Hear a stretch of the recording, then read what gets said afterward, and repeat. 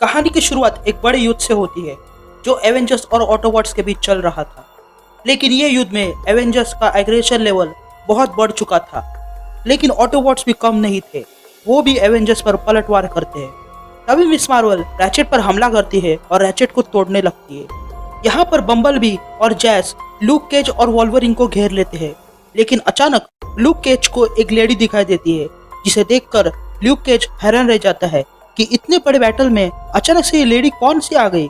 लेकिन वॉल्वरिन समझ जाता है कि ये एक ट्रैप है, लेकिन इससे पहले कि लूक केज को कुछ बता सके, बम्बलबी लूक केज पर फायर कर देता है। यहाँ फैल्कन और कैप्टन अमेरिका दोनों मिलकर ऑप्टिमस प्राइम पर अटैक करते हैं। तभी कैप्टन अमेरिका फैल्कन से कहते हैं कि वो ऑटोबॉट्स को मार डाले, इसलिए फैल्कन ऑप्टिमस प्राइम को मारने के लिए आगे बढ़ता है। लेकिन ऑप्टिमस प्राइम फैल्कन को एक बिजली का झटका दिलाता है, जिसके कारण फैल्कन वहीं बेहोश हो जाता है। यहाँ जैस वॉल्वरिन को मारने के लिए उस पर गाड़ी चढ़ा देता है, लेकिन वॉल्वरिन भी कम नहीं था। वो भी अपने क्लॉस जैस के टायर में घुसा देता है और उसे चोट पहुंचाता है। लेकिन अगले ही पल वॉल्वरिन देखता है कि उसके सामने जैस, ऑप्टिमस प्राइम, बम्बलबी और रैचेट थे। लेकिन वॉल्वरिन भी कम नहीं था, वो भी उनसे लड़ने के लिए अकेला ही आगे बढ़ता है। तभी अचानक डॉक्टर डूम पीछे से आकर वॉल्वरिन को एक इलेक्ट्रिक शॉक देते हैं, जिसके कारण वॉल्वरिन वही बेहोश हो जाता है। लेकिन ये देखकर कैप्टन अमेरिका को और भी गुस्सा आता है और वो गुस्से में आकर डॉक्टर डूम पर अटैक करने के लिए आगे बढ़ते हैं। लेकिन ऑप्टिमस प्राइम चुपके से कैप्टन अमेरिका के पीठ पर एक डिवाइस लगा देते हैं, जिसके कारण कैप्टन अमेरिका अचानक से शांत हो जाते हैं और होश में आ जाते हैं। और तब उन्हें पता चलता है कि वे लोग क्या कर रहे थे। तभी एक और डिवाइस ऑटोबॉट्स वॉल्वरिन को भी लगा देते हैं, जिसके कारण वॉल्वरिन भी शांत हो जाता है। तभी उन दोनों को डॉक्टर डूम दिखाई देता है, इसलिए वो उसे घेर लेते हैं। तभी डॉक्टर डूम उन्हें बताता है कि दरअसल में उनका दिमाग कंट्रोल किया जा रहा था एक माइंड अल्टरिंग डिवाइस से, जो उसने बनाया था, लेकिन वो डिवाइस उससे चोरी किया गया। तभी ऑप्टिमस प्राइम कैप्टन अमेरिका को कुछ डिवाइसेस देते हैं और कहते हैं कि इससे सारे एवेंजर्स को लगाओ, ताकि उनके दिमाग दोबारा इस डिवाइस के कंट्रोल में ना आए। तभी मिस मार्वल ऑप्टिमस प्राइम पर हमला करती है, क्योंकि उसका दिमाग अभी भी उस डिवाइस के वश में था। तभी डॉक्टर डूम एक तेज बिजली का झटका मिस मार्वल को देते हैं, जिसके कारण मिस मार्वल वही बेहोश हो जाती है। तभी कैप्टन अमेरिका डॉक्टर डूम से कहते हैं कि बहुत हो गया डॉक्टर डूम, अब एक बार भी तुमने अगर एवेंजर्स पर हमला किया तो मुझसे बुरा कोई नहीं होगा, और मुझे बताओ यहाँ पे हो क्या रहा है।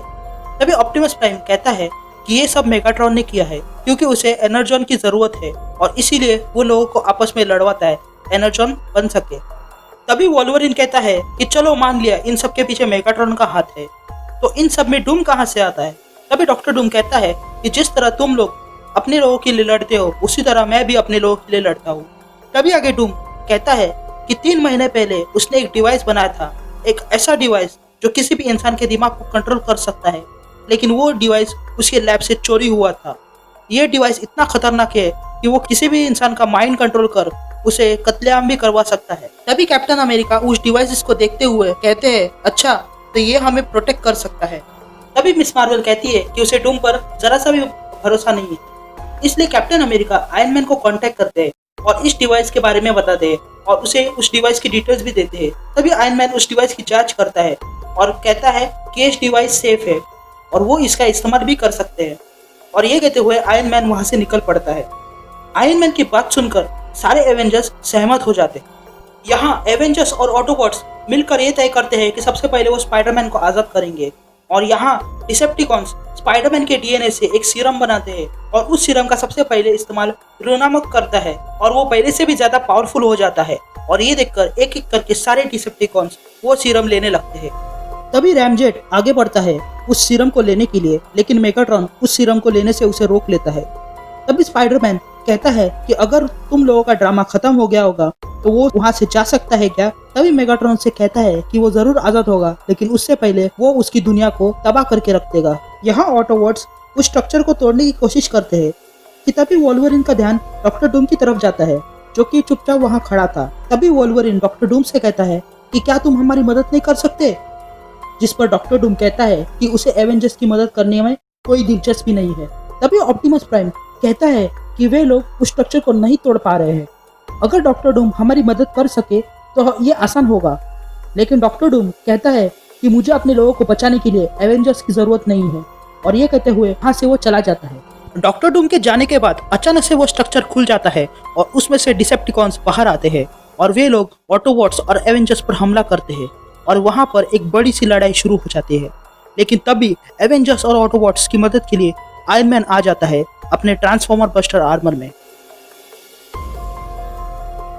और इसी के साथ खत्म होता है ये दूसरा इशू। आपको कैसा लगा ये हमें जरूर बताएं। मैं जल्दी लौटूंगा इसके 3rd एपिसोड के साथ। तब तक के लिए मुझे दीजिए इजाजत और thank you guys and love you all.